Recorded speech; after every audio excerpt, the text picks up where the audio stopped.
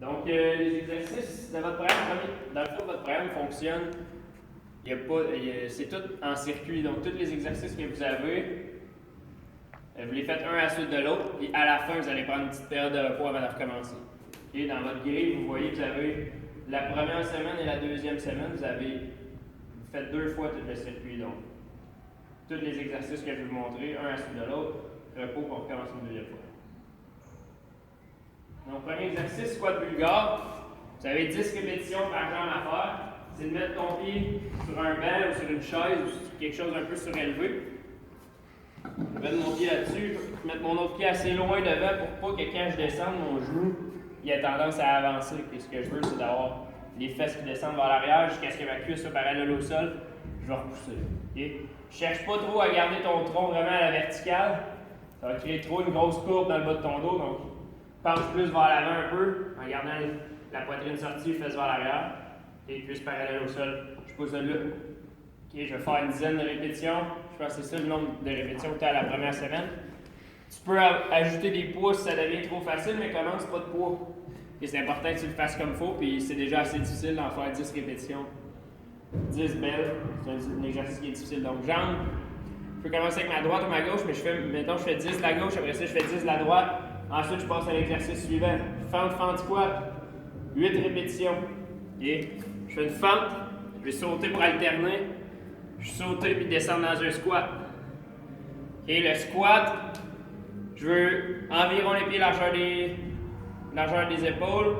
Légèrement ouvert, qui n'est pas vers l'intérieur, pas trop vers l'extérieur, juste légèrement ouvert. Sortir mes genoux pour qu'ils soient au-dessus de mes chevilles.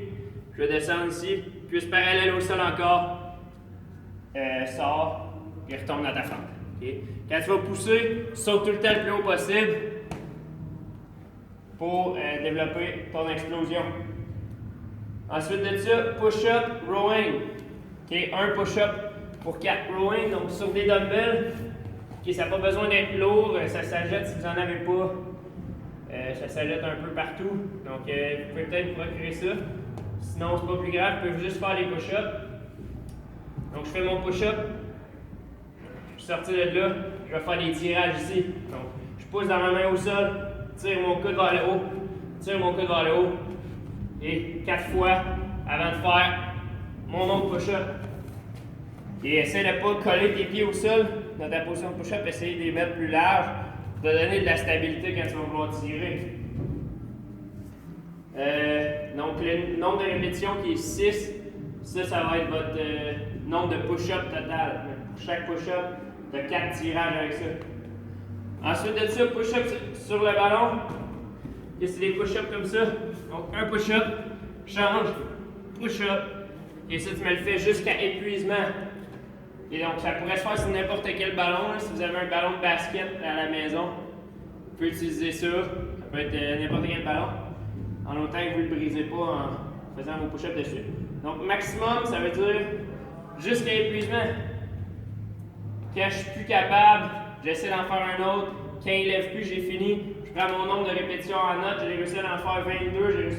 J'écris 22, puis la fois d'après, j'essaie de me battre. Quand il va être écrit maximum plus 2, ça veut dire quand je suis plus capable du tout, je tombe à terre, ça ne lève plus, je prends 10 secondes de pause.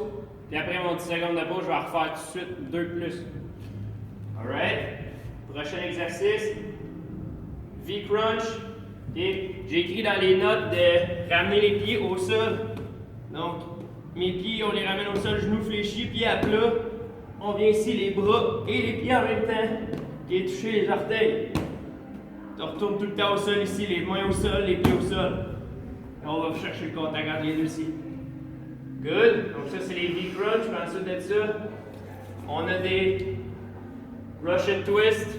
Okay. Donc ça, c'est juste d'être assis au sol, talons dans les airs. Je vais aller toucher de chaque côté le plus vite possible. Okay. Je pense que le premier nombre de répétitions, c'est 30. Et donc 1, 2, 3, 4. Donc 15 fois de chaque côté pour 30, le plus vite possible. Si tu as des poids libres à la maison, tu ne veux pas briser le plancher, là, mais tu peux utiliser ça pour ajouter de la résistance. Toujours le plus vite possible. Sinon, si tu as un ballon qui est pesant, tu peux ajouter ça aussi le plus vite possible. Good. Ce que tu peux faire aussi, vu que c'est tout en circuit, c'est calculer ton temps pour tout bien faire tes répétitions, du premier exercice au dernier, arrête le temps. Et ça peut devenir quelque chose que tu essayes de battre, c'est aussi le temps total pour faire ton circuit. That's it.